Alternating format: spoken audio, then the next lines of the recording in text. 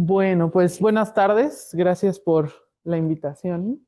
Siempre es un placer regresar, aunque les digo que esta aula la usábamos hasta antes de la pandemia y luego en la pandemia. No había entrado aquí desde la pandemia, así es que se siente interesante.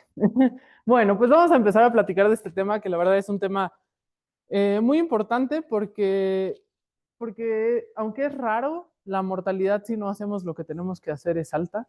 A veces, aunque hagamos lo que tengamos que hacer, es alta, sobre todo si no podemos encontrar o mandar al paciente a tiempo a un centro de trasplante. Pero es algo que sí pueden ver en urgencias y que ustedes se den cuenta desde el principio que están ante un paciente en falla hepática, pues es importante, ¿no? Entonces, no cambia, que se movió yo creo. Ya, ya. Ok, entonces vamos a empezar con un caso clínico que vi el año pasado. Es una mujer de 28 años, es de Morelos, negó consumo de alcohol y tabaco 100%. Como único antecedente tuvo un legrado uterino instrumentado en 2023 por un aborto espontáneo, perdón. Y en febrero de 2024 empezó a tomar herbolaria porque se quería embarazar, no se podía embarazar y decidió que era buena idea tomar 1 litro de té de herbolaria, no sé de qué, en febrero. El 10 de junio de 2024 empezó con astenia, dinamia, dolor abdominal e ictericia. Y de Morelos hasta que llegó, bueno, tiene unos laboratorios externos que se hizo el 24 de junio con bilis de 32, directa de 25, indirecta de 7.3, AST de 1560 y LT 813. Y después, por estos laboratorios, la enviaron al GEA González. Entonces llegó hasta el 19 de julio, con asterixis y rueda dentada. Y en el GEA le pidieron un ultrasonido, vieron cambios inflamatorios hepáticos inespecíficos, esplenomegalia leve, y midieron un amonio por estas alteraciones que estaba en 231. Estos son los laboratorios iniciales del GEA, además del amonio: INR de 6, TP de 64, fibrinógeno de 120, creatinina de 2.14, sodio de 136, el potasio en 3.7, las bilis en 36, expensas de directa, alúmina de 3, ALT de 165, ST de 316, o sea, la verdad ya había cambiado bastante, GGT de 30 y fosfatasa de 192 con DHL de 175. Entonces, hasta aquí, ¿creen que está en falla hepática aguda o no? Porque sí.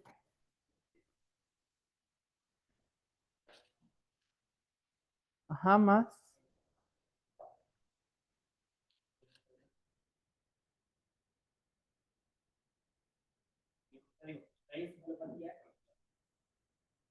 Ajá, ok. ¿Y cuál creen que sea la causa de la falla hepática aguda? Consumo herbolaria, ¿no? Digo, es probable, pero también podría ser hepatitis autoinmune, Wilson, es una mujer joven, ¿no? Tiene una fosfatasa alcalina no tan alta, eso también es como típico de Wilson, ¿no? Entonces, no siempre, o sea, hay que pensar en otras causas, aunque tiene una muy clara, muy probable, pero hay que pensar en otras causas. ¿Su pronóstico, qué tan malo es? Sí, sí. Pues dependiendo de la etiología, Ajá. del paciente. Eh, Patologías infiltrativas, ellos, por ejemplo, no podrían ir a un trasplante, Ajá. entonces hay que ver la etiología antes de valorar si se requiere trasplante. Ok. En la evolución clínica de esta paciente hay un dato muy importante que define el pronóstico. ¿Alguien que se le ocurra algo más? Esto que acaba de decir Aitana es muy cierto, pero hay algo más en las fechas que define el pronóstico.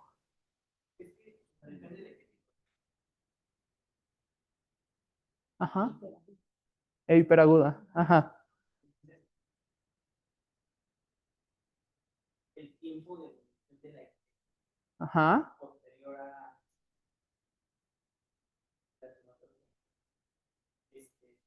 te dice también cuál podría ser la. Sí, lo que importa es el tiempo de inicio de la encefalopatía después de la ictericia, ¿no? Entonces ahorita lo vamos a ver y efectivamente en esta paciente eso le da un peor pronóstico, ¿no? ¿Y requiere de trasplante o no? Depende, ¿no? Ok, entonces vamos a ir viendo el caso clínico y la clase un poco a la vez. Bueno, pues primero, sabemos que la lesión hepática no solamente incluye la falla hepática aguda, la falla hepática aguda es como lo más grave de la lesión hepática, pero pues puede ir desde aquí, ¿no? O sea, los pacientes pueden tener una hepatitis aguda, que solamente es alteración de las pruebas de función hepática. Si hablamos de hepatitis, pues normalmente hablaremos de bilirrubinas y transaminasas, aunque sabemos que la inflamación contigua puede hacer que se eleven también la fosfatasa y la GGT. Hepatitis aguda ictérica, que pues es alteración de los PFH más ictericia, lesión hepática aguda, que ya incluye coagulopatía e ictericia, pero aquí no hay datos de encefalopatía hepática, y la falla hepática aguda, que ya es ictericia, coagulopatía más encefalopatía, y aquí sí, la sobrevida libre de trasplante, pues es del 50%, ¿no? Y como bien decía Pantu, la definición de la falla hepática aguda, pues es tener lesión hepática con alteraciones de las PFH e ictericia, más coagulopatía con un INR arriba de 1.5, que todavía en las guías como que se discute si debería ser un poco más alto y dependiendo de si es por paracetamol o no por paracetamol, pero bueno, ese es el valor de corte de las guías. Y la presencia de encefalopatía hepática, que como ustedes saben, pues es un diagnóstico clínico. En falla hepática aguda, el amonio tiene un papel un poquito más preponderante, es de hecho el único contexto en el que realmente el amonio nos sirve un poco más, pero realmente el diagnóstico es clínico, ¿no?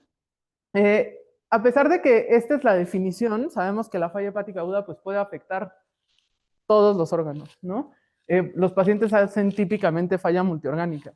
Entonces, pues es muy importante que tengamos en cuenta todo lo demás que puede pasar. Ahorita hablaremos un poco más de eso. Y es muy importante que para definir esto, porque por ejemplo, pues estas tres cosas las puede tener un cirrótico, ¿no?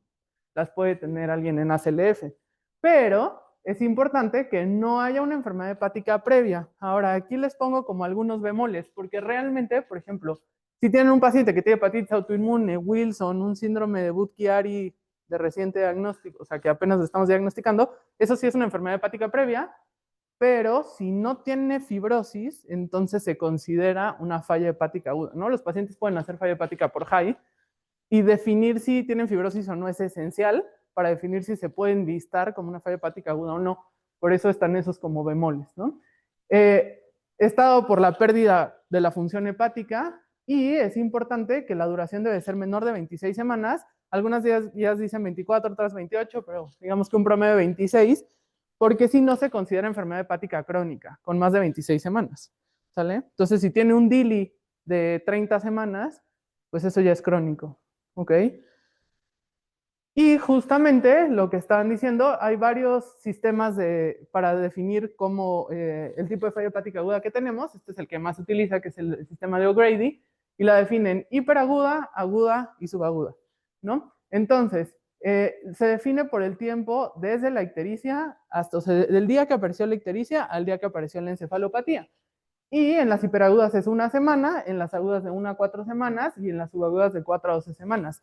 Y como pueden ver, algunas de las cuestiones clínicas que tienen los pacientes también nos pueden hacer pensar en una u otra temporalidad, ¿no? Entonces, por ejemplo, los pacientes tienen más más alteraciones de la coagulación cuando es hiperaguda que cuando es subaguda. El INR puede no estar tan alto en las subagudas. Tienen más ictericia en las subagudas, como que conforme se va inflamando el hígado se va haciendo más ictérico el paciente cuando dura más tiempo. Normalmente tienen mucha menos hipertensión intracraneal y si les hacen una tomografía pueden no tener edema cerebral, que en las hiperagudas por paracetamol es muy clásico ver edema, por ejemplo. Pero la supervivencia es horrible en las subagudas, ¿no? O sea, como que sonaría que todo muy bien, pero estos pacientes se mueren mucho más que los hiperagudos. Los hiperagudos en general, que es lo típico es por paracetamol, se ponen muy, muy mal y luego solitos recuperan, ¿no? También la hepatitis A es una causa clásica que mejora, o sea, hacen hiperagudas y mejoran rápido, pero justamente el DILI es muy frecuentemente asociado a esto, ¿no? Y nuestra paciente llevaba 4 semanas y cachito, casi 5, de síntomas, desde el inicio de la ictericia hasta que hizo encefalopatía. Entonces estábamos ante una subaguda y el pronóstico pues es peor, ¿no? Les pongo aquí algunas de las, es una tabla de las características. Por ejemplo, las subagudas son más frecuentes en pacientes más grandes en general. Ya les decía, el edema cerebral se presenta solo en el 9 versus el 90% de las ocasiones. En general, la subaguda tiene más ascitis, en la hiperaguda no les ha dado tiempo de hacer hipertensión portal o no tan franca, entonces es más frecuente en las subagudas. La lesión renal es más frecuente también en las subagudas y la recuperación solo del 5%. O sea, en nuestra paciente del caso clínico, si no la trasplantáramos, pues el 95% de las veces se va a morir. Bueno, no esa paciente, el 95% de los pacientes se van a morir, ¿no? Y bueno, las etiologías, les decía, la más frecuente acá es paracetamol, los hongos también pueden dar hiperagudas, algunas vasculares. Acá, bueno, virus A también puede dar hiperagudas, pero por ejemplo, virus B es más frecuentemente aguda, embarazo, y también vasculares, y pues las subagudas son más por DILI, ¿no?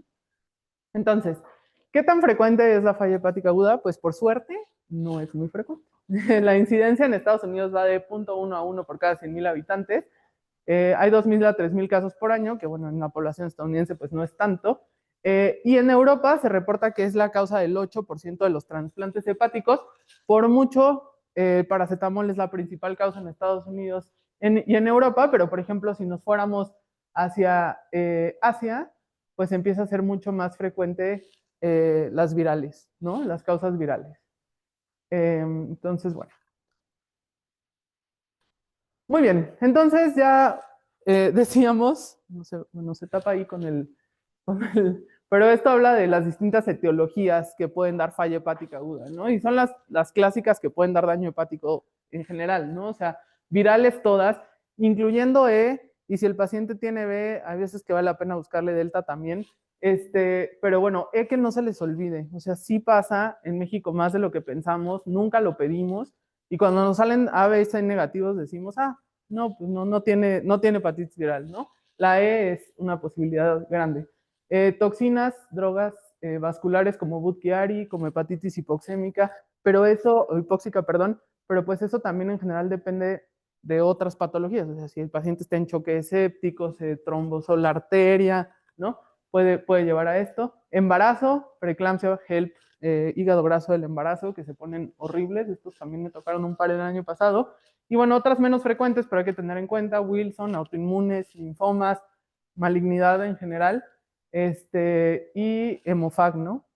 Hemofag es una causa frecuente que normalmente no se puede trasplantar porque tiene otra causa. Si es oncológica, estamos perdidos. Si es infecciosa, depende, ¿no? Y también el año pasado se nos murió un niño de 17 años por una falla hepática por Epstein-Barr que nunca salió, ¿no? Y hizo un hemofag y no se pudo trasplantar. Y algo importante, pues justamente hay que diferenciar las causas que son hepáticas primarias de aquellas que son extrahepáticas, como hepatitis isquémica, como síndromes hemofagocíticos, enfermedades metabólicas, infiltrativas, porque en general estas pues no se pueden trasplantar de manera emergente, ¿no? Entonces es más difícil tratarlas. Y bueno, las etiologías, como ya les decía, dependen de dónde estemos, pero por mucho el paracetamol es la que más frecuentemente se reporta. La verdad, yo aquí no, creo que he visto una por paracetamol. ¿Sí? Bueno. Pero en Estados Unidos, no llegó a falla. Ok. Pues en Estados Unidos es lo que más frecuentemente hay y en Europa también. Pero bueno, pues no es menor. La segunda es que no sepamos, que muchas veces después se reclasifican en alguna de las otras. Hay veces que no se pueden reclasificar porque nunca sabemos. Pero también la tercera es inducida por drogas, ¿no? Y entonces ahí sí les sugeriría, o sea, que como parte de su interrogatorio en todos los pacientes siempre les preguntan no solo drogas de uso recreativo, sino suplementos, herbolaria, o sea, cosas como preentrenos, este tipo de cosas que muchas veces tienen alguna sustancia que les puede dar falla hepática y cada vez se usan más, ¿no? Para perder peso, este tipo de cosas. Bueno, y aquí, por ejemplo, la hepatitis A es muy bajito, pero sabemos que en nuestro país pues es mucho más endémico y además que uno cree que como es endémico todos tenemos anticuerpos y la realidad es que pues no es tan frecuente tampoco. O sea, hay mucha gente que no tiene anticuerpos. Les sugería que si no tienen, se vacunen, ¿no? Como no es parte de nuestro esquema nacional de vacunación, ya muchos no tenemos. Ya que dijimos que el DILI es una causa importante, entonces, pues de los medicamentos que pueden generar o que generan falla hepática aguda, están pues típicamente los antituberculosos, que hay que estar siguiendo a los pacientes y a veces es necesario suspenderlos, antiepilépticos, algunos antibióticos, ¿no?, que utilizamos de manera muy frecuente, estatinas, antiinflamatorios no esteroideos y bueno, algunos otros que son pues justo herbales, alotano, disulfiram, o sea, varias cosas que ya no utilizamos, pero por ejemplo amitriptilina, metotrexato, azatioprina, que a veces usamos en pacientes que ya de por sí tienen hepatitis autoinmune o algo así, y en estos pacientes hay que vigilarlos porque pueden hacer DILI y falla hepática. Y pues dependiendo de qué teología, en qué teología estemos pensando, pues la epidemiología es distinta, las PFHs van a ser diferentes, ¿no? O sea, obviamente, por ejemplo, si tienen una falla hepática por isquemia, pues es un paciente que va a hacer hipertransaminasemias muy importantes, DHLs muy altas, que por ejemplo, si es por autoinmunidad, pues normalmente las transas no van a estar arriba de 500, o sea, sí pueden, pues, pero no es lo típico, ¿no? Entonces, bueno, eso desde los laboratorios les puede dar como alguna idea. ¿Y por qué importa la etiología, no? Porque hemos hablado mucho de la etiología y sobre todo importa, bueno, porque hay algunas etiologías que tienen un tratamiento específico y otras que no, pero también importa por el impacto en la mortalidad, ¿no? O la probabilidad de que estos pacientes se recuperen. Entonces, el 75% de los pacientes que tienen falla hepática por paracetamol se van a recuperar de forma espontánea. No necesitan que les hagamos nada, excepto darles N-acetilcisteína, que sería mejor tener IV, pero que podemos dar vía oral y ahorita lo vamos a platicar. En cambio, solo el 40% de las fallas hepáticas no paracetamol tienen recuperación espontánea, ¿no? Entonces, también por eso es importante. Entonces, hablando de la presentación, el curso clínico, pues ya decíamos que es una enfermedad o es una etiología que puede, una entidad que puede afectar todo. Entonces, los pacientes con falla hepática aguda, pues hacen coagulopatía por definición. Pueden tener, por ejemplo, trombocitopenia también, no solamente alteraciones de las pruebas de los tiempos de coagulación, pero también, por ejemplo, son pacientes que pueden llegar con hemólisis, por ejemplo, en Wilson es frecuente que lleguen con hemólisis. Entonces, siempre hay que estar como pendientes de las muchas cosas que pueden hacer de la coagulación. La causa más frecuente de muerte en estos pacientes no hepática, o sea, no por la falla hepática, pero en general la causa más frecuente de muerte es por infecciones. Estos pacientes siempre deben de estar pan cultivados, radiografía de tórax, o sea, bueno, o TAC si podemos, mejor, porque hay que, sobre todo si los vamos a llevar a trasplante además, pues son pacientes que los vamos a inmunosuprimir fuertemente el día del trasplante y que si entran a trasplante con infección activa se van a morir el día del trasplante. Entonces, si el plan es como prever un trasplante, hay que hacerles urocultivo, tomografía, hemocultivos en frío, obviamente si hacen fiebre también, y ahorita vamos a ver un poco sobre esto en la paciente que les estaba presentando. Estos pacientes tienen obviamente una elevación de citocinas inflamatorias muy importante y entonces, en general, pues están muy vasodilatados, se chocan, o sea, aunque no estén sépticos, pueden tener un estado de choque que es difícil, o sea, son pacientes que en general necesitan doble vasopresor, ¿no? Y, por ejemplo, la sola necrosis hepática en estos pacientes que hacen normalmente una necrosis hepática muy extensa, puede vasodilatar suficiente a los pacientes como para que requieran vasopresores. Además, hacen en general pues, lesión renal, desequilibrios hidroelectrolíticos, pueden hacer arritmias. Hablando de la parte pulmonar, es común que hagan CIRA, es común que hagan sobrecarga de volumen, porque pues son pacientes que les pasamos cristaloides, que a veces necesitamos albúmina, que se transfunde, a veces, no siempre, ahorita lo hablamos un poquito, pero es común y que tienen como mucha fuga, ¿no? Hacen hipoalbuminemia, tienen mucha fuga a tercer espacio, entonces es importante tener esto en cuenta. Hacen normalmente hipertensión intracraneal, ya vimos que el 90% de las hiperagudas, como el 70% de las agudas. Entonces, en estos pacientes, ese es uno de los criterios más importantes para llevar a los pacientes a terapia intensiva, pensar en dar, por ejemplo, terapia de sustitución renal, de la que hablaremos un poquito más, y es una de las pocas contraindicaciones del trasplante en estos pacientes. O sea, si tienen un paciente con edema cerebral que se hernió, esa ya es una contraindicación, ese paciente ya está fuera de trasplante, ¿ok? Entonces esto es una de las muy importantes. Y pues metabólicas obviamente pueden hacer hipoglucemia, típicamente lo hacen en la falla hepática aguda y está mucho del glucógeno, entonces estos pacientes hacen pues alteraciones de la glucosa, hiponatremia, pueden hacer, ya decíamos, desequilibrios hidroelectrolíticos y pues lesión renal en un porcentaje alto de pacientes.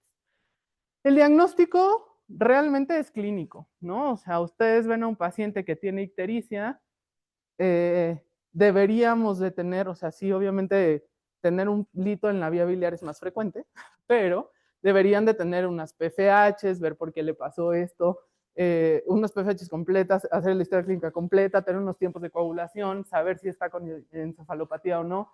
Y esto es pues algo de todos los días, ¿no? O sea, muy sencillo en términos de darse cuenta, la verdad. Y las preguntas pues son si necesitamos estudios de imagen, biopsia o no. Entonces, bueno, necesitamos estudios de imagen, sí. La verdad es que sí, siempre necesitamos estudios de imagen. La razón es porque hay que estar seguros, o lo más seguros que podamos, de que no hay un proceso infiltrativo hepático, o sea, que por ejemplo no sea un paciente que tiene un cáncer que nadie le ha visto y tenga METs, no sé, un sea de mama, metastásico a hígado, y que esto sea secundario a algo infiltrativo, ¿no? Por ejemplo, son pacientes que deben de tener a fuerzas una tomografía trifásica de hígado porque hay que ver que no sea un Budd-Chiari, que no tenga trombosis de la porta, trombosis de la arteria. Y eso importa para la etiología e importa para el trasplante. No sé si es un paciente que tiene una trombosis portal extensa, hay veces que eso los puede sacar del trasplante, porque si no tienen dónde conectar la porto-anastomosis, pues en dónde, o sea, no se puede, ¿no? Pueden hacer reconstrucciones muy interesantes los cirujanos, la verdad es que hacen cosas muy padres, pero bueno, hay que saber cómo está la vasculatura para meter a un paciente a trasplantar. Y obviamente hay que buscar datos de enfermedad hepática crónica, que sí se puede hacer por imagen. Y ahí les pongo un signo de interrogación, una así subaguda y un signo de interrogación. ¿Por qué creen que las subagudas sean, las fallas hepáticas subagudas, se las puse ahí? ¿Por qué creen? Las fallas subagudas pueden hacer hígados que se ven cirróticos. Son subagudas, a lo largo de los días van perdiendo volumen hepático y cuando los ven en una tomografía se ven como cirróticos. Y hay que ser muy cuidadosos en estos pacientes de buscar otros datos de que puedan tener cirrosis y por lo tanto hipertensión portal, o sea, datos crónicos de hipertensión portal, o que sea un cambio solamente por la falla hepática subaguda. Entonces, en esos pacientes hay que buscar esplenomegalia, hay que buscar red venosa colateral, ¿no? Que esos son otros datos de hipertensión portal, ¿sale? Entonces, en las subagudas puede verse igualito, ahorita les voy a poner una imagen, igualitito a un cirrótico, ¿ok? Y ahí es más complicado, ¿no? Además son pacientes que no están aparentemente tan mal, tienen INRs más bajitos, no están tan encefalópatas, no tienen edema cerebral, hacen un ataque, se ve cirrótico y dicen, pues no, y ese paciente se va a morir, ¿no? Entonces hay que tener mucho cuidado. Y las biopsias, pues las biopsias en general se hacen solo si no sabemos de etiología. Por ejemplo, si estamos sospechando de una hepatitis autoinmune que se presentó como falla hepática aguda, que por suerte es como el 6% de las hepatitis autoinmunes, pues es un paciente que deberá ir a biopsia. El problema es que muchas veces solo vemos necrosis. O sea, ya que los agarramos en una fase de falla hepática aguda, la mayoría de las veces pues se ve necrótico, ya no se ve nada más, ¿no? Obviamente son pacientes que deben de biopsiar por radiología intervención, que tienen muy alto riesgo de sangrar y si sangran de una biopsia hepática se pueden morir. Entonces, pues tienen que ser, en general, las guías dicen vía transyugular. Por ejemplo, en Nutri, no sé por qué, alguna vez se les murió, eso cuenta la leyenda, un paciente por una biopsia transyugular y los biopsian percutáneo a todos, aunque estén en falla aguda. Pues sí, son muy buenos, no les sangran tan frecuentemente. O sea, en falla aguda nunca me tocó, pero pues las guías dicen que debería ser transyugular cuando hay tanta coagulopatía, ¿no?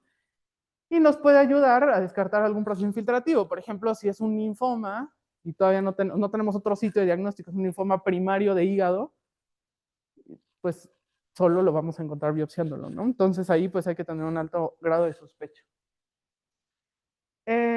Y bueno, en el abordaje diagnóstico de los pacientes, entonces ya habíamos dicho, es importante intentar identificar la causa, confirmar el tiempo de inicio de la ictericia e inicio de la encefalopatía, para ver si es aguda, subaguda o hiperaguda, descartar la enfermedad infiltrativa y descartar la enfermedad hepática crónica, y entonces los pacientes pues hay que pedirles todo esto, toxicológicos, niveles de paracetamol, hepatitis virales todas, ya les decía delta si tiene B, hay que pedirles esto también, que no se les olvide nunca, herpes, CMV, Epstein-Barr, parvovirus, estos pacientes pueden tener, o sea, estos también son virus hepatotropos o pueden tener ir al hígado y pueden hacer falla hepática aguda por esto también.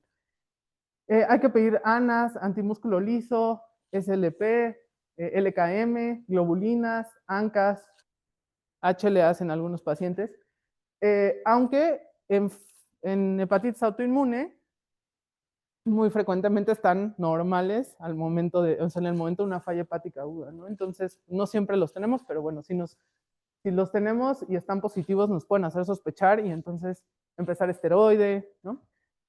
Y hay siempre que descartar que no haya datos de pancreatitis, porque eso puede ser una de las complicaciones en estos pacientes. Entonces, regresando a nuestra paciente. Llegó el 21 de julio a, es el 24, una disculpa, a nutrición. Estaba ictérica con 34 de bilis totales. El INR estaba en 2.5, como que uno pensaría que va un poco mejor. Tenía asterixis, pero la amonio estaba en 87, pero tenía asterixis muy clara. Y pues le hicimos abordajes de virales, Hyde, Wilson, hemocromatosis, todo eso salió negativo y tenía esta tomografía. Esa es la de ella. Se ve así rotiquísimo, ¿no? Tiene ascitis, tiene el hígado lobulado, chiquito, heterogéneo. ¿Cómo ven el vaso? No está grande, ¿no? No está grande. Y si ven la vasculatura, no tiene red venosa colateral. No les puse todas las fases, pero bueno, no tiene red venosa colateral. Entonces, esta paciente la metimos a lista como falla hepática subaguda, como emergencia nacional, y lo que dijimos es, en la tomografía se ve como cirrótica, pero no tiene historia de cirrosis, tiene plaquetas que estaban normales, no tiene red venosa colateral, el vaso se ve pequeño, creemos que es una subaguda por DILI, y así nos la aceptaron, pero como pueden ver, o sea, así abajo, así, si solo la ven así, dirían, está cirrotiquísima, ¿no? Bueno, luego esta es la tomografía de cráneo de nuestra paciente, en una encefalopatía grado 2, no tiene edema cerebral, no tiene sangrado, o sea, súper típica de una subaguda, ¿no? Y en la tomografía de tórax, que les decía que es muy importante, se veía así. No está tan, pasó muy rápido, una disculpa. No está tan bien hecha porque la paciente no cooperaba tanto, ¿no? Está un poco expirada y así, pero la dictaron como con datos de neumonía de focos múltiples, ¿ok? Esta paciente ya la estábamos enlistando cuando nos dieron este resultado, y entonces, ¿qué opinan? A ver.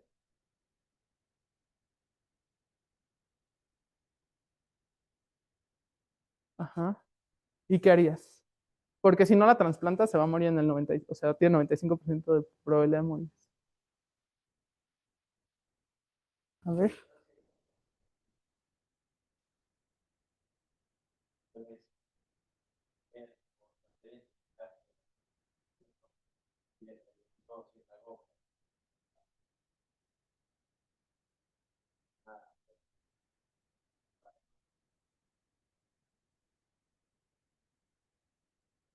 Uh-huh. Y entonces, ¿tú qué harías ahí? ¿Qué estudios le harías? A ver, Aitana. O sea, yo lo primero que haría es, uno, o sea, eso puede ser o neumonía o congestión. Ajá. Entonces, creo que lo primero, o sea, si fuera congestión, habría terapias de resucitación renal continua que se pueden hacer, pero si fuera neumonía, pues sí tomar cultivos, un lavado bronquial, o sea, para cultivarla a la paciente y tratar de identificar el agente para iniciar un tratamiento antibiótico. Sí. La verdad es que esto fue a su ingreso, no estaba sobrecargada, no tenía, o sea, el BNP estaba bien, el eco no se veía con datos de sobrecarga, no parecía, sí parecía algo infeccioso, sí tuvo un pico febril por ahí, como que venía de haber estado en el GEA antes en otro lugar en Morelos y así. Entonces, justo, pues no le enlistamos ese día, le iniciamos antibiótico, le pusieron incluso Bori, o sea, la supercubrieron, le hicimos un lavado bronquialveolar, salió negativo y 2 días después o algo así. Esto fue el 21. Sí, se trasplantó 10 días después, pero porque no hubo trasplantes en esos días. Y, y no salió nada infeccioso. De todas formas, cumplió, o sea, cumplió los días de antibiótico y ya, pero pues sí, sí, o sea, no la pudimos enlistar luego. Se enlistó como 3 o 4 días después de esto, ¿no?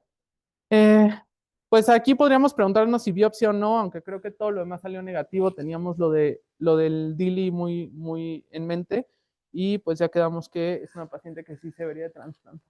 Entonces, algo importante es que podamos saber qué tan grave está un paciente. O sea, obviamente sabemos que estamos ante algo grave, punto, pero qué tan grave es grave y en quién podemos decir, pues no, este igual y da la vuelta y no necesita trasplante y este sí va a necesitar trasplante, hay que apurarse, ¿no? Entonces, esta pregunta de recuperación espontánea versus trasplante hepático es muy importante. Y hay muchas cosas que podrían ayudarnos a responderla. Por ejemplo, no sé si han visto que les piden factor 5, no sé, aquí casi nunca piden alfa-fetoproteína, pero se debería pedir alfa-fetoproteína. Aquí casi nunca nadie ve el fósforo, pero el fósforo es muy importante, ahorita lo vamos a platicar un poquito. Los niveles de amonio también nos ayudan. Acuérdense que tiene que ser un amonio arterial, que tiene que llegar no más de 15 minutos al laboratorio, si no, no nos sirve de nada. Por eso es muy difícil hacer amonio en otros lados. Hay que ver cómo está el lactato, ¿no? Y pues algo que inicialmente nos puede dividir un poco a los pacientes es, por ejemplo, los que tienen menos de 60 años tienen una supervivencia como espontánea libre de trasplante más alta que los mayores de 60 años, pero pues hay cosas un poco menos viejistas y como el fósforo. Entonces, el fósforo es uno de los marcadores sencillos que nos puede hablar de si el paciente, si es probable que dé la vuelta y no necesite trasplante. ¿Por qué el fósforo? ¿A alguien se le ocurre? Ajá.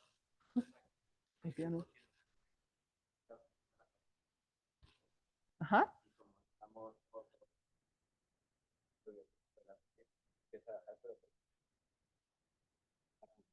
Así es. O sea, el fósforo bajo lo que quiere decir es que el hígado está intentando regenerarse, formar ATP, hacer nuevas células, o sea, está gastando fósforo, por lo tanto, hay esperanza.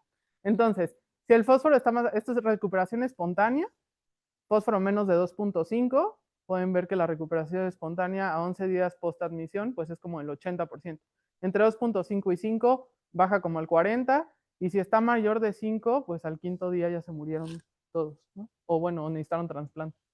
Entonces, solo con fósforo se pueden dar una idea muy buena. Y como ven ahí arriba, pues la sensibilidad es del 89%, la especificidad del 100%, la exactitud diagnóstica del 98%, el valor predictivo positivo del 100% para no supervivencia. O sea, es muy bueno. Con un fósforo de más de 3.72 en las 48 a 96 horas después. Bueno, este está hecho en paracetamol, pero se puede extrapolar un poco a los demás, ¿no? Entonces, el fósforo hay que siempre medirlo, pedirlo. Ya me fui muy adelante. Ahí voy, ya. Lo otro que pueden pedir es alfa-fetoproteína. Entonces, la alfa-fetoproteína es típicamente un marcador de carcinoma hepatocelular, pero en estos pacientes la alfa-fetoproteína está, o sabemos que está en el hígado fetal, ¿no? Entonces, cuando la alfa-fetoproteína se eleva en estos pacientes, de lo que nos habla es que hay como células más tempranas que están intentando regenerar los hepatocitos. Entonces, no es tan bueno, pero bueno, no es tan bueno como el fósforo, por ejemplo, pero sobre todo en este estudio lo que vieron es que el delta entre el día 3, bueno, no es un delta, es un ratio, entre el día 3 y el día 1 de alfa-fetoproteína, con este valor de corte de menos de 1, los pacientes se murieron o se trasplantaron 51 pacientes de 162 y sobrevivieron 13%, y cuando está alto, pues al revés, ¿no? 28 y 70. ¿Ok? Entonces se pueden pedir alfa-fetoproteína Y el otro que no se los puse, pero pueden pedir factor 5, porque el factor 5 se produce en el hígado, y cuando el hígado está destruido, el factor 5 baja. Ahorita lo van a ver en una tabla. Entonces pueden pedirlo, pero en médica tarda como 10 días en salir el factor 5, por lo tanto, pues no nos sirve de nada para esta toma de decisiones, pero en teoría sí se puede pedir, ¿no? Y lo otro que pueden hacer, sobre todo si es un paciente que tiene, como pasa normalmente, mucha ictericia, mucha colestasis, es hacer una prueba de vitamina K. Porque esto lo que nos puede ayudar a saber es si realmente la función sintética del hígado está perdida por completo, no hay vitamina K y entonces no se van a corregir los tiempos de coagulación, o si sí hay vitamina K, o sea, si solamente necesita vitamina K porque no está teniendo una circulación enterohepática con absorción correcta de la vitamina K. Entonces se pueden dar vitamina K 10 miligramos al día por 3 días y este es el INR y pueden ver que los pacientes que resolvieron la falla hepática aguda, pues cuando les va bajando el INR conforme le vamos dando vitamina K. En cambio, los que no resolvieron, que sí están realmente en falla hepática aguda, les das vitamina K y pues va subiendo el INR porque no depende de tener o no vitamina K, sino de que el hígado no está pudiendo sintetizar. Entonces, pueden utilizarlo. Entonces, ya que tenemos el diagnóstico de la falla hepática aguda, pues hay que hacer estratificación del riesgo. Algunos, o sea, esto que les acabo de mostrar son como que, cosas que nos dan ideas, pero pues tampoco es una calculadora prediseñada. Ahorita les voy a enseñar algunas, como esta que se llama Risk Stratify ALFSG, que es una cosa que hay una aplicación, la pueden bajar y ahí pueden poner los datos y nos divide a los pacientes en mortalidad, es para mortalidad de 21 días. Si la mortalidad es, o sea, si la supervivencia es mayor o igual a 80%, pues podemos no preocuparnos, no enlistarlo, no correr. Si está por debajo de 80%, hay que transferirlo a algún lugar donde se pueda trasplantar y pues ahí viene todo el resto del proceso, ¿no? Entonces, justo hablando de estratificación de riesgo,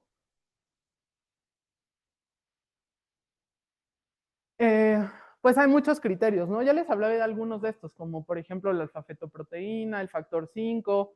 Lo más típicamente estudiado o lo que más conocemos es el King's College, los criterios de King's College, que es lo que se usa hace más tiempo, ahorita lo platicaremos un poco más. Como pueden ver, su sensibilidad no es muy buena, la especificidad es del 92% de los de King's College.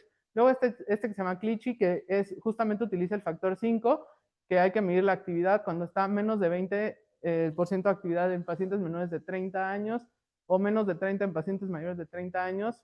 Eso nos da como o sea, nos da como criterio para trasplante.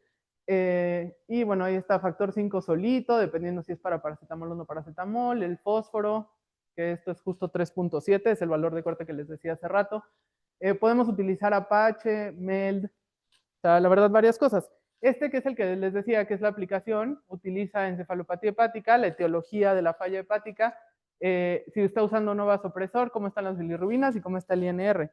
Y con eso nos da la mortalidad, ¿no? A 21 días. Y bueno, los criterios de King's College se dividen en dos, los que son para paracetamol y los no paracetamol. Entonces, de los de paracetamol, si el paciente tiene un pH menor a 7.3, no importa el grado de encefalopatía hepática, ese paciente ya tiene criterios de trasplante hepático. Puede ser este solo o estos tres juntos. INR mayor de 6.5, creatinina mayor de 3.4 y encefalopatía grado 3 o 4, ¿no? Tiene que tener estos tres y ya hay que meterlo. Eso es para paracetamol. Como pueden ver ahí son como mucho más laxos, ¿no? O sea, como que dejan que se ponga peor el paciente para meterlo. Y la razón, pues es porque se recuperan mucho más frecuentemente, ¿no? En cambio, en los no paracetamol, tiene que tener INR mayor a 6.5, eso ya es un criterio, o tres de estos cinco, edad menor de 10 o mayor de 40, etiología por hepatitis C, alotano, reacción idiosincrática a drogas, duración de la ictericia antes del inicio de más de 7, o sea, del inicio de la ictericia en la encefalopatía mayor de 7 días, o sea, que sea aguda o subaguda, INR mayor a 3.5 y bilirrubinas mayores a 17.5, ¿no? Si cumple tres de estos, ya es criterio. Si cumple el de arriba solo, ya es criterio. ¿Ok? Entonces, nuestra paciente, ahorita platicamos un poco de esto, pero nuestra paciente tenía tres criterios de King's College y su score pronóstico era de 26% de supervivencia al día 21. O sea, pues de todas, les tocaba trasplante, ¿no? Como pueden ver, aquí al lado les pongo unas curvas ROC de qué tan bueno es para predecir que los pacientes requieran trasplante, las distintas escalas. Entonces, esta de acá arriba es justo esta. Luego está el MELD solo, el King's College para paracetamol, el King's College no paracetamol. Pues la verdad no son tan buenos, ¿no? Pero este es el que en este estudio es el que mejor rendimiento tiene, ¿no? Muy bien, ahora el manejo, que la verdad es que el manejo depende mucho de la terapia intensiva, ¿no? Esa es la realidad, porque no hay muchísimo, o sea, es un paciente pues con falla orgánica múltiple que realmente si ya estamos en este punto, pues lo que requiere es trasplantarse y que llegue lo mejor posible al trasplante. Entonces las medidas son muy, o sea, son muy generales, ¿no? Resucitación con cristaloides, protección de la vía aérea, corregir todas las alteraciones metabólicas, utilizar NAC, que ahorita hablaremos más de eso, que no hay que retrasarlo si pensamos que es por paracetamol, ahorita les muestro algunos números de eso. Si el paciente tiene encefalopatía grado 2 o mayor o edema cerebral en la tomografía, es un paciente que debe de intubarse para manejo neuroprotector. Hay que utilizar profilaxis antibiótica. O sea, los pacientes que entran con falla hepática aguda a un trasplante requieren de entrar con profilaxis antibiótica y tienen que tener profilaxis antibiótica para hongos porque tienen mucho más riesgo de tener infecciones por hongos después del trasplante. Hay que evitar sobrecorregir la coagulopatía. O sea, ya sabemos que están coagulópatas, van a seguir coagulópatas hasta que les cambiemos el hígado y a menos de que vaya a sangrar o de que tengamos que hacerle algún procedimiento invasivo, no hay que corregir la coagulopatía. Por ejemplo, esta paciente que acabó entrando a un lavado y se biopsió, le tuvimos que corregir, pero luego es un problema porque cuando mandas, o sea, está muy corregida y entonces parece que ya salió de la falla hepática a veces y entonces te baja los criterios a veces de King's College, ¿no? Pero bueno, si hay que hacerlo, hay que hacerlo. Y pues mandarlo a trasplante pronto. Y luego, pues hay otras 1000 cosas de las que hablaré un poquito más, pero la verdad es que no, esto no es para que lo lean, pero más bien como para que se den cuenta, pues que es un paciente de terapia, o sea, hay que hacerle neuroprotección, o sea, ponerlo a 30 grados la cabecera, que no tenga hiperglucemia, que no tenga hipernatremia, hiponatremia, que lo que ya sabemos de neuroprotección en general. Y hablaremos un poquito más ahorita de algunos estudios sobre terapia de reemplazo renal lenta, hemodiafiltración. Ahorita hablaremos un poquito más de eso, ¿no?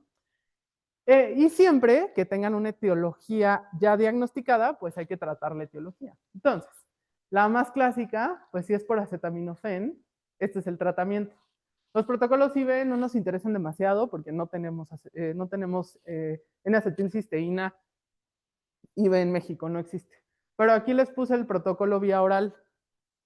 La N-acetilcisteína es como así el isomucil de 600 miligramos. Si tienen que tener 1330 miligramos por kilo de dosis total, con una dosis de carga de 140 miligramos por kilo, o sea, ¿cuánto es 140 por 70? 3000 y cacho, ¿no? No sé, algo así. 9000. ¿Y eso entre 600? O sea, le tocan de carga 16 tabletas de lisomucil. Y luego necesita la mitad de eso, o sea, 8 tabletas cada 4 horas por 17 dosis. Les da una dispepsia horrible, horrible, pero pues hay que hacerlo. Entonces hay que dejarles IBP, IB, ondansetron, metoclopramida, así, porque vomitan horrible, les dan una dispepsia terrible. Entonces, pero esta es la forma de hacerlo en México que no tenemos nada IB. Y bueno, obviamente, si es DILI, pues quitar lo que sea, el fármaco que se lo esté dando. Si es hepatitis B, hay que iniciar entecavir o tenofovir en ese momento de la falla hepática. Si es por hepatitis, por herpes, hay que dar aciclovir. Si es por CMV, Gansi. Si es por intoxicación por hongos, hay que dar silibina. Si es Wilson, hay que dar hemodiafiltración y recambios plasmáticos. Autoinmune, corticoides, pero siempre ahí hay que tener mucho cuidado con la cuestión infecciosa. En HELP, pues hay que pues, sacar al bebé lo más pronto posible. Y en Budd-Chiari, anticoagulación, tips, descomprimir, o sea, hacer algo de angioplastía, colocar un stent, o sea, abrir el vaso que está tapado. Entonces ya les decía que en paracetamol necesitamos dar el NAC lo más temprano posible. Si lo empezamos muchas horas después de la exposición a paracetamol, vean cómo la mortalidad aumenta mucho, o sea, del 0 al 15%, pero como ya decíamos, estos pacientes en general se recuperan. Entonces, bueno, pero sí, si lo empezamos menos de 10 horas después, la mortalidad es de 0, ¿no? Entonces, hay que hacerlo. Y hablando de NAC en pacientes que tienen falla hepática aguda por otras causas, también se ha demostrado que disminuye o aumenta la supervivencia, ¿no? Sobre todo en esta gráfica, solo en pacientes que tienen encefalopatía grado 1 y 2. Si tienen encefalopatía grado 3 y 4, además de que seguramente estarán intubados y darles algo vía oral está complicado, no ha demostrado que mejore la supervivencia. Entonces, falla hepática aguda, no paracetamol, encefalopatía grado 1 o 2, ahí le pueden dar NAC también, ¿no? Y esto está estudiado en DILI, en HAI, en virus B y en indeterminadas, y les va mejor con NAC que con placebo. Y luego, hablando del recambio plasmático, esto tampoco es para que entiendan, así vean cada cosita, más bien todo esto, o sea, lo que hace el recambio plasmático es que disminuye la inflamación, y todas estas, pues son, como pueden ver, citocinas inflamatorias. Entonces, lo que sí ha demostrado el recambio plasmático es que disminuye la inflamación en estos pacientes. ¿Y qué tanto esto se traduce en que disminuye la mortalidad? Pues la verdad es que sí, o sea, sí disminuye la mortalidad. Hay un estudio, ahorita les voy a mostrar más. En este estudio, que es de 2016, sí disminuyó la mortalidad. Esto es terapia médica estándar versus recambio plasmático de alto volumen, que es 8 a 12 litros al día o el 15% del peso corporal ideal, o sea, por 3 días seguidos. Eso es plasmaféresis. Y pues sí, con un hazard ratio de 0.56 y una P estadísticamente significativa y un intervalo de confianza también significativo, disminuye la mortalidad o aumenta la supervivencia. Este es un estudio del año pasado, más reciente, 2025, que se hizo en Inglaterra, en donde lo que vieron es un estudio de la vida real.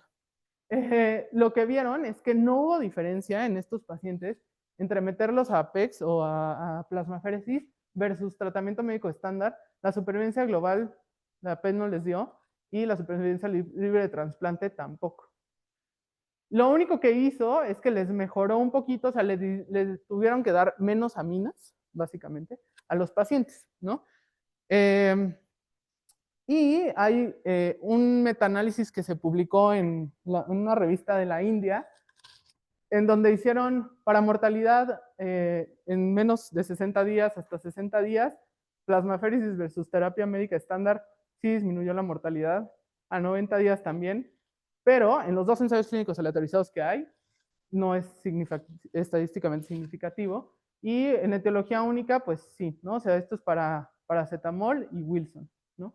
Pero como ven, son ensayos súper chiquitos, ¿no? Y la mayoría son observacionales o como este que es el de la vida real, o sea, no es ensayo clínico y en los ensayos clínicos no dio. Entonces, realmente, retrasar un trasplante hepático dándole al paciente recambio plasmático pensando que eso le va a disminuir la mortalidad es algo que no se debe de hacer. Si no tenemos, o sea, por ejemplo, si no ha llegado, no ha llegado, no ha llegado, es algo que pueden pensar en hacer si tienen los recursos para hacerlo, pero realmente la evidencia no es muy buena.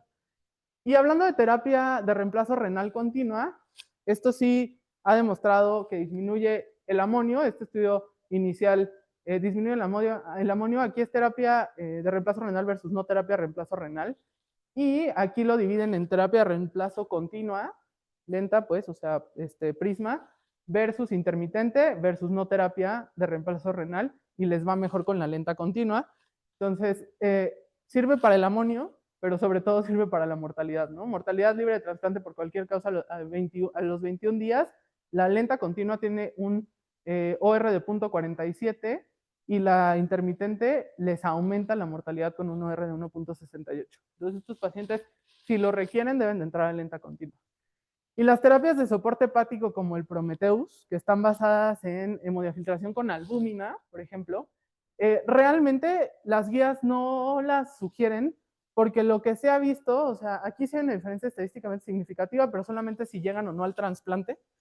Pero la supervivencia a 6 meses no hay diferencias estadísticamente significativas, ¿no? Entonces se puede utilizar, sí, va a maquillar las PFH, sí, la realidad es que no hay evidencia suficiente y en las guías no está, ¿no?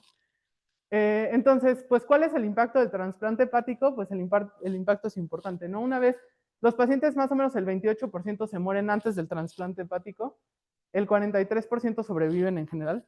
De los que entran a trasplante hepático, el 22% después están vivos y solo el 7% se mueren, ¿no? Entonces, lo que hay que intentar mejorar, bueno, hay que intentar mejorar todo, pero la muerte previa al trasplante hepático, pues es lo que más importa, ¿no? Recortar esto o que sobrevivan, si les damos la terapia que hay que darles, dependiendo de la etiología, o que los llevemos a trasplante y que sobrevivan después, porque la probabilidad de que sobrevivan después es mucho más alta, ¿no? O sea, 7 versus 22. Muy bien. Y listo. Entonces, pues este es un síndrome raro, como habíamos dicho. Requiere manejo multidisciplinario a fuerza, siempre. O sea, terapia intensiva, nefrólogos, infectólogos, cirujanos de trasplante, ¿no?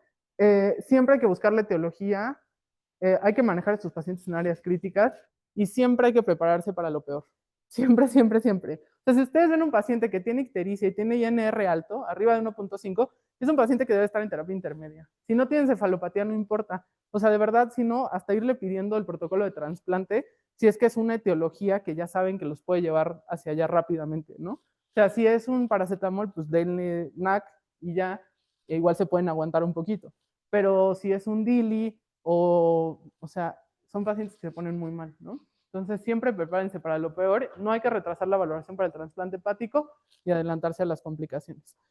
Nuestra paciente se trasplantó el 31 de julio, un trasplante hepático ortotópico de donador cadavérico. El explante tenía necrosis hepática masiva.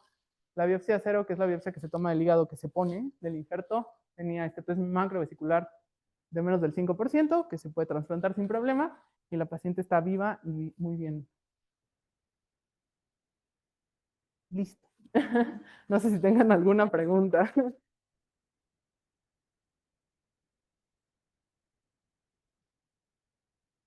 Sí.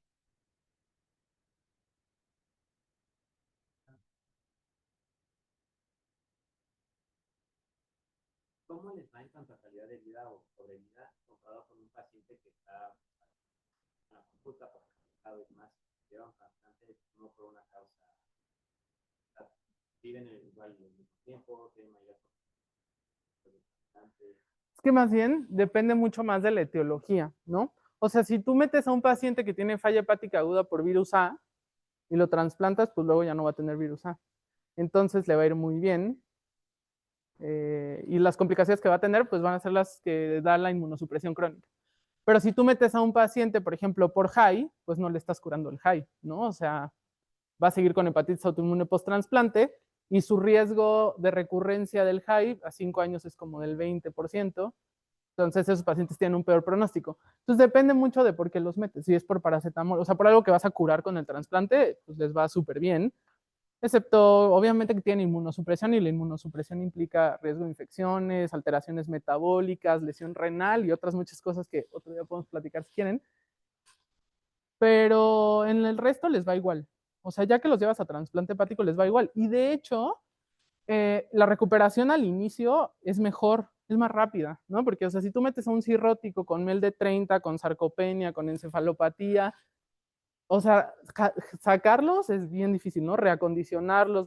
Estos pacientes entran sin ningún problema hepático de base. Entonces, hay veces que entran mejor acondicionados y entonces se recuperan más rápido, ¿no? Pero estrictamente no es que les cambie el pronóstico post-trasplante. Sí, no. ¿Alguien más? Los que entran a la lista rápida de tan rápido.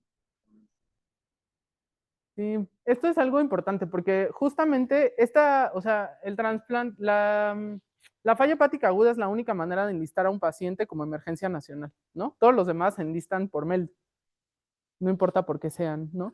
El acute on chronic también y así. Entonces, estos pacientes entran hasta arriba en la lista de trasplante y en general en pocos días, o sea, en un par de días en general se pueden. Esta paciente nos tardamos más porque había como 5 emergencias nacionales en esos días, pero en general en un par de días, la verdad.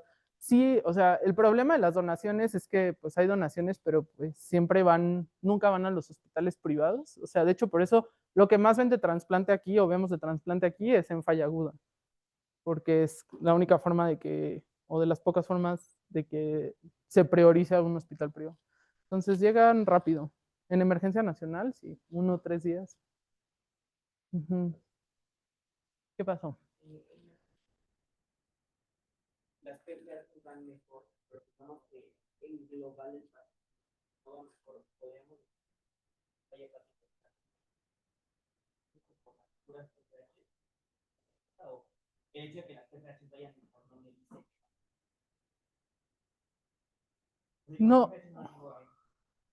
No, no te dice que vaya mejor. Si por AST y ALT no te dice que vaya mejor. Obviamente, o sea, si se sale de criterios de trasplante, creo que el año pasado tuvieron uno así aquí, porque justo lo platiqué algún día con Norberto. Entonces, si la coagulopatía resuelve y la ictericia, bueno, las bilis normalizan, pues es un paciente que ya no cumple criterios de falla hepática.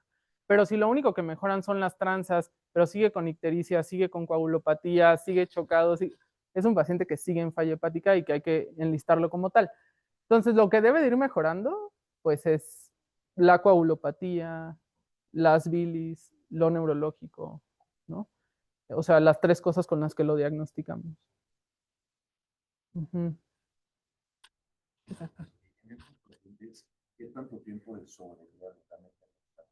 Si eso depende también, eso sí es muy terrible. Pero de TIPS, o sea, el TIPS solo se utiliza en Buchiari, en agudas. O sea, realmente, porque el TIPS en estos pacientes, o sea, sí pueden hacer hiperporta, sí pueden hacerlo, pero no, o sea, el riesgo de meter a alguien a TIPS en falla aguda con tanta coagulopatía es muy alto. Entonces, o sea, solo la única indicación es en Buchiari y realmente si puedes hacer otra cosa, o sea, si puedes anticoagularlo y meterlo rápido a trasplante o puedes hacer algo intervencionista que no implique atravesarle el hígado así de coagulópata, está mejor. Entonces, es la única. De hecho, yo nunca he visto tips en falla aguda. Nunca me tocó por Buchiari y no, nunca lo he visto. Entonces, no, en general no se hace, o sea, en las demás etiologías. ¿Qué pasa?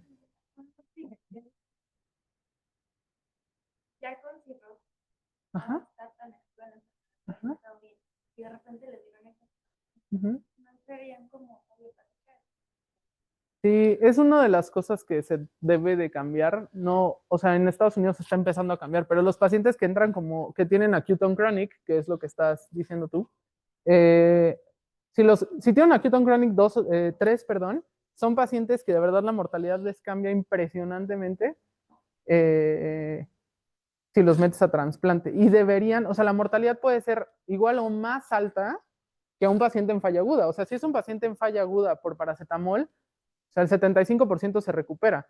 En acute on chronic, el 85% se muere si está en grado 3, ¿no? Entonces es muy injusto que no entren como prioridad nacional, pero no entran. O sea, si tienen cirrosis, de hecho, si tienen fibrosis, no. Y si a Senatra le queda la duda, te pide la biopsia. O sea, si ve la imagen y dice, no, igual está, te piden la biopsia muchas veces. Entonces, no se puede, pero sí se debe.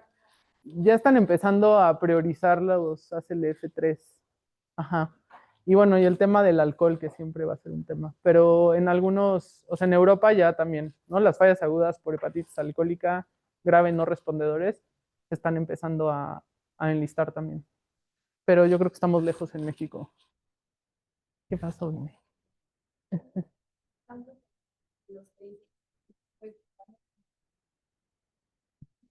Ajá. Pues, pues es que la verdad, justamente tienen que ir viendo, por ejemplo, lo que decíamos del alfafeto, ¿no? O sea, si tú al día 3 el alfafeto está súper súper bajita, el fósforo está súper alto, está empeorando todo el tiempo la coagulopatía, tiene criterios de King's College, o sea, no.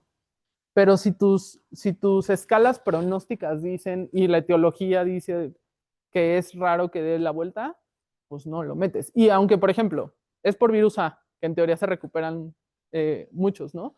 pero si el paciente cumple criterios de King's College, lo enlistas. Lo enlistas. O sea, para eso están hechos. No estoy diciendo que sea la panacea, los criterios de King's College tampoco sean tan buenos. Ninguno de los que les mostré es muy bueno y de hecho se está haciendo como un esfuerzo de tener mejores criterios. Pero el problema es que si los dejas pasar y se te van, o sea, se te va a morir. Entonces ahí, pues a veces pecamos un poco más de decir, mejor lo metemos, ¿no? Pero porque no tenemos suficiente evidencia para decir, no, ya no. Y a veces lo que pasa es que los enlistas y en los 2 días en lo que llega el hígado, si mejoraron, pues los desenlistas y ya, ¿no? Ujú. ¿Qué pasa? O sea, ¿existe algún escenario o alguna instancia en donde, o sea, fuera de que sea un trasplante cadavérico, se pueda realmente, o sea, en falla No. aguda? En México no, solo en niños. En niños sí se hacen de familiares agudos, se hacen split y se da la mitad del hígado o menos. Bueno, sí, alguno de los lóbulos a los niños. En adultos en México no se hace trasplante de donador vivo. Creo que hay muchas razones. Una de ellas es que quirúrgicamente es mucho más complejo. Tenemos poquitos cirujanos que se entrenaron en donador vivo y todavía la regulación no está hecha para donador vivo. O sea, no se hace donador vivo en México. ¿Pero eso en el contexto de falla aguda? En ningún contexto. En ningún contexto. En México solo se hace donador cadavérico, solo en muerte cerebral, no en parada cardíaca. No tenemos todavía la tecnología para hacerlo. Entonces, por eso hay tan pocos donadores también, ¿no? Porque uno diría, bueno, pues en parada cardíaca hay muchísimos muertos en este país, ¿no? Pero, o sea, pero recuperar los órganos es muy complicado. Entonces, solo se hace en cadavérico y en muerte cerebral. Sí. O sea, justamente la India, que es un país pues, mucho más parecido a nosotros que Europa, ¿no? Ellos subieron muchísimo su tasa de trasplante por cada 100,000 habitantes porque hacen donador vivo al por mayor. Igual en algún momento lo hacemos. Ahora, yo lo que les diría es que tristemente ese ni siquiera es el problema en México principal, porque es la cuarta causa de mortalidad en México, cuarta o quinta, dependiendo si hombres, mujeres, bla. Y hay solamente como entre 270 y 300 enlistados en el país. O sea, el problema es que no los enlistamos. Esos son cirróticos, obviamente, ¿no? Bueno, y fallas agudas también. Pero el problema es que no los enlistamos. O sea, todo el mundo ve un cirrótico y dice, ay, ya se va a morir de cirrótico. Y nadie piensa en el trasplante, ni aquí, ni los hepatólogos, que no son trasplantólogos. Entonces, ese es el problema, que yo te podría decir, bueno, hay que hacer toda la regulación para hacer trasplante de donador vivo. Pero la realidad de las cosas es que ni siquiera tenemos enlistados suficientes como para que, pues sí, como para presionar para eso. O sea, no solo es que la gente no tiene cultura de donación, es que los médicos no tenemos cultura de trasplante. Y no los mandan, de verdad no los mandan. ¿No? Como que todo el mundo piensa que ya se van a morir y ya. Y estos tampoco. Ni se dan cuenta ni los mandan. O sea, las fallas agudas tampoco las enlistan.